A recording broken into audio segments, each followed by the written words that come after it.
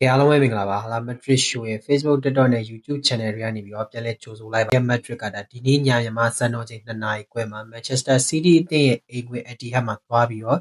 Champions League Round of 16ရဲ့second leg ကိုကျွန်တော်တို့ရင်ဆိုင်ရဖို့ရှိတယ်ဒါပထမအကြော့မှာကျွန်တော်တို့အိမ်ကွင်း Santiago Bernabeu မှာ3ဂိုးပြည့်နဲ့ကျွန်တော်တို့ Fede Valverde ရဲ့ hat-trick နဲ့ကျွန်တော်တို့အနိုင်ရခဲ့တယ်ဒီနေ့ညပွဲကို3ဂိုးအသာနဲ့ကျွန်တော်တို့ခီးဆက်နိုင်ခဲ့ပြီဒါပေမဲ့Real Madrid ရင်ဆိုင်ရမှာကတစ်ဖက်ကPep Guardiola ရဲ့ Manchester City ဖြစ်နေတယ်ဒီအတွက်ကြောင့်မို့လို့ကျွန်တော်တို့အနေနဲ့နောက်တစ်ဆင့်ကိုကျင်းပေပေါင်းတက်သွားပြီလို့သတ်မှတ်လို့မရသေးဘူးတစ်ဖက်ပြိုင်ဘက်ကောင်းတဲ့အမြဲတမ်းမထင်မှတ်တာတွေလုပ်ပြနိုင်တဲ့ဒီပြကောင်းတယောက်ဥဆောင်နေတဲ့အသင်းပေါ့နော်ဆိုတော့ကျွန်တော် Real Madrid ဒီနေ့ည Manchester City ကို Etihad မှာတွားကန်ရမယ်ပွဲစဉ်မှာအသင်းမှာဒဏ်ရာရပြီးအနားယူနေရတဲ့ Kylian Mbappe တို့ Jude Bellingham တို့လိုကစားသမားတွေပြန်ပါလာတယ်နောက်တန်းမှာလည်း David Alaba ပြန်ပြီးတော့ပါဝင်လာခဲ့တယ်။ Academy ကလူငယ်ကစားသမားလေးတွေကိုလည်းတော်တော်လေးခေါ်ယူလာတာကိုတွေ့ရတယ်။ဆိုတော့ Madrid အနေနဲ့ဒီဒုတိယအကြော့ပေါ့နော် Manchester City ရဲ့အိမ်ကွင်းမှာ line up ကိုဘယ်လိုထုတ်မှအဆင်ပြေမလဲဆိုတာကိုဒါကျွန်တော်တို့ပြီးရင်နည်းနည်းလေးသုံးသပ်သွားမှာဖြစ်ပါတယ်။ Real Madrid ဒီပြအပီလိုကလက်ထက်မှာတည်ငြိမ်မှုမရှိဘူးရလက်အားဖြင့်ကျွန်တော်တို့ကြည့်မယ်ဆိုရင်တိတ်ပြောခြေနဲ့အားရကြတော့မရှိဘူးသို့ပေမဲ့ကျွန်တော်တို့ Manchester City ကို3ဂိုးပြည့်နဲ့ကျွန်တော်တို့လက်တလုံးမှာအနိုင်ရခဲ့တယ်။အဲချီကိုလည်းကျွန်တော်တို့ဂိုးပြည့်အနိုင်ရခဲ့တယ်ဆိုတော့ current form ရဆိုတော့ Real Madrid ကတော်တော်လေးငြိမ်နေရလို့ပြောလို့ရတယ်။ဂျူဘယ်လင်ဂမ်တို့နားနေရတဲ့အချိန်မှာလူငယ်ကစားသမားလေးတွေကိုနေရာပြလိုက်ခြင်းအပြင်Real Madrid ရဲ့ကွင်းလည်းတော်တော်လေးတီးတသာလောအားနှုန်းကောင်းလာတယ်လို့ကျွန်တော်တို့မြင်တယ်။ Thiago Pitas ပေါ့နော်ဒီကောင်လေးဒီတော်တော်ကိုမိုက်တယ် Real Madrid အသင်းလိုအပ်နေတဲ့ဒီကွင်းလေကွက်လက်ကဒီကောင်လေးနဲ့တော့တော်တော်လေးအံဝင်နေလို့မြင်မိတယ်ပေါ့နော် Real Madrid အသင်းကဒီနေ့ည Manchester City အသင်းနဲ့ရင်ဆိုင်ရမယ့်ပွဲစဉ်မှာကျွန်တော်တို့ပထမအကြော့တုန်းကထုတ်ခဲ့တဲ့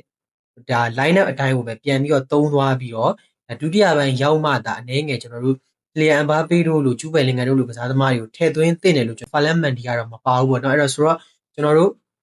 ဒီဘယ်နောက်ခံလူနေရာမှာ Ferran Garcia ပွဲထွက်မလားဒါမှမဟုတ် Alvaro Carreras ပွဲထွက်မလားတော့တခြားတော့စောင့်ကြည့်ရမယ်ကျွန်တော်အထင်တော့Alvaro Carreras ကိုအာဘီလိုကပြန်ပြီးတော့အသုံးပြုလာနိုင်ကြီးရှိတယ်ပေါ့နော်ကွင်းလယ်အားဖြင့်ကိုကျွန်တော်တို့ကြည့်မယ်ဆိုရင်Fede Valverde ကတော့ဂျိန်းတွေပေါက်ရှိမယ် Fede Valverde ရှိမယ် Chouameni ရှိမယ်နောက်တစ်ချက်က Thiago Pitas ရှိမယ် Adagula ရှိမယ်အဲ့တော့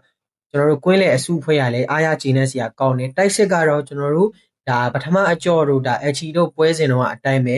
Vinicius Junior ပဲဥဆောင်လာဖို့ရှိပါတယ်အဲ့တော့ဒုတိယပိုင်းရောက်မှVinicius Junior ရဲ့နေရာမှာ Kylian Mbappe ကိုကျွန်တော်မြင်ရနိုင်ကြီးရှိတယ်3ဂိုးပြတ်နဲ့အနိုင်ရထားတာကိုကျွန်တော်တို့မေ့ပြီးတော့ဇီးဆိုတဲ့ရလက်နဲ့ကျွန်တော်တို့ဥဆောင်ပြီးတော့ပြန်ပြီးကစားဖို့လိုအပ်တယ်အဲ့ဒီခံယူချက်ကိုထဲ့မှအဲ့ဒီ mentality ဝင်မှကျွန်တော်တို့တွေနောက်တစ်ဆင့်ကိုလွယ်ကူကူနဲ့တက်ရောက်နိုင်မှာပေါ့နော် Manchester City အသင်းကတော့သူတို့အနေနဲ့အိမ်ကွင်းလည်းဖြစ်တယ်တိတ်ခါဆေးရမှာလည်းဖြစ်တဲ့အတွက်ကြောင့်အောင်ဖြတ်ပြီးတော့ဆော့လာနိုင်ကြတော့ရှိပြီသူတို့နောက်ဆုံးပြသူတို့နောက်တစ်ဆင့်မတက်ရင်တောင်မှသူတို့အိမ်ကွင်းပရိသတ်ခြေနဲ့အားရနိုင်တဲ့ခြေစွမ်းမျိုးသူတို့ပြဖို့တော့စူးစမ်းလာမှတေးကြတယ်ပထမအကြော့က game plan အတိုင်းပဲကျွန်တော်တို့ mid block ကိုအဓိကဦးစားပေးပြီးတော့ကျွန်တော်တို့ကွင်းလယ်မှာတင် Manchester City ရဲ့တိုက်စစ်စင်မှုတွေ Manchester City အသင်းရဲ့ဒီကွင်းလယ်ကိုကျွန်တော်တို့အနိုင်ပိုင်းထားဖို့လိုအပ်တယ်နောက်တစ်ခုကကျွန်တော်တို့ Real Madrid က Manchester City ရဲ့ Etihad မှာမရှုံးတာအခုစီ2နှစ်ဆက်တိုက်ရှိသွားပြီအဲ့ဒီ2နှစ်စလုံးကျွန်တော်တို့သူတို့ကိုဖြုတ်ချနိုင်ခဲ့တယ်2023-2024 ရာသီတုန်းကဘာနီဗျူးမှာ3-3 Etihad မှာ1-1 penalty အဆုံးဖြတ်နဲ့ကျွန်တော်တို့နောက်တစ်ဆင့်တက်တယ် quarter final မှာပေါ့နော်မနှစ်ကဒီရှုံးထွက်32သင်းအဆင့် playoff အဆင့်မှာကျွန်တော်တို့ Etihad မှာ3-2နဲ့အရင်ဆုံးနိုင်တယ်ပေါ့နော်ပြီးတော့ဘာနီဗျူးမှာ Kylian Mbappe ရဲ့ hat-trick နဲ့နိုင်တယ်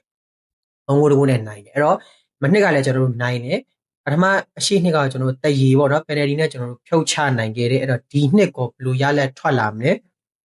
Real Madrid ပြည်သက်တွေအမြင်လေးနည်းနည်းလေးဆွေးနွေးပေးခဲ့ပါဦးကျွန်တော်ကတော့ဒီနေ့တနေ့ကုန်ကျွန်တော်ဒီဗီဇာကိစ္စနဲ့ခီးသွားစရာရှိတယ်အဲ့တော့တနေ့ကုန်တော့အားမှာမဟုတ်ဘူးမိုးချုပ်မှအိမ်ပြန်ရောက်မယ်အခုထိလည်းကျွန်တော်တညလုံးမအိပ်ရသေးဘူးဒါပေမဲ့ Real ပွဲကတော့ကြည့်ရမှာပေါ့ဆိုတော့နည်းနည်းလေးတော့အေးအေးပြတ်မှာပေါ့နော်အဲ့တော့ fan တွေကတစ်ချက်လေးဆွေးနွေးပေးခဲ့ကြပါအောင်အားလုံးကျေးဇူးတင်ပါတယ်ဒါကျွန်တော်ပွဲပြီးသွားရင်ပြန်ပြီးတော့တွေ့ပါ